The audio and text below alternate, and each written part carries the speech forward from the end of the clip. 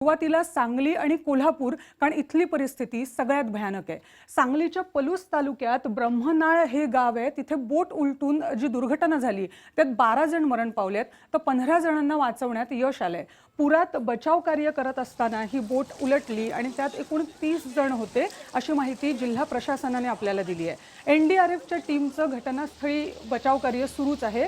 ब्रह्मनाळमधल्या दुर्घटनेतल्या पीडितांच्या नातेवाईकांना 5 लाख रुपयांची मदत मुख्यमंत्री देवेंद्र फडणवीस यांनी जाहीर केली आहे। आम्ही गेल्यानंतर आम्हाला कळले की बोट पलटी झालेली आहे। मग त्यानंतर आम्ही आतमध्ये गेल्यानंतर आम्हाला 2-3 प्रेत सापडले आणि त्यानंतर झाडाला वगैरे लटकलेली माणसं आम्ही काढून एका सुरक्षित ठिकाणी ठेवली। या ठिकाणी ब्रह्मनाळला कृष्णा आणि येरळा या 2 नद्यांचा संगम आहे, त्यामुळे इथं पाणी भरपूर असते।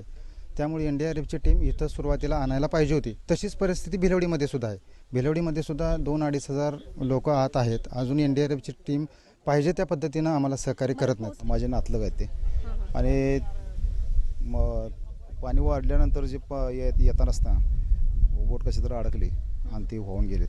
त्याच्यापैकी 13 मृतदेह सापडलेत, आता बॉडी सापडलेत। आता सांगलीमध्ये नेमकी काय परिस्थिती आहे याबद्दल अधिक माहिती दिली आहे बीबीसी मराठीसाठी हलिमा कुरेशी यांनी।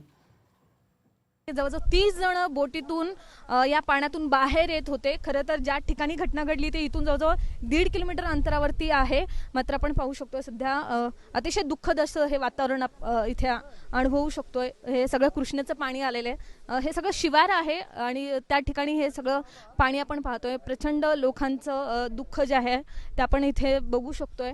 अतिशय दुःखद ही घटना आहे।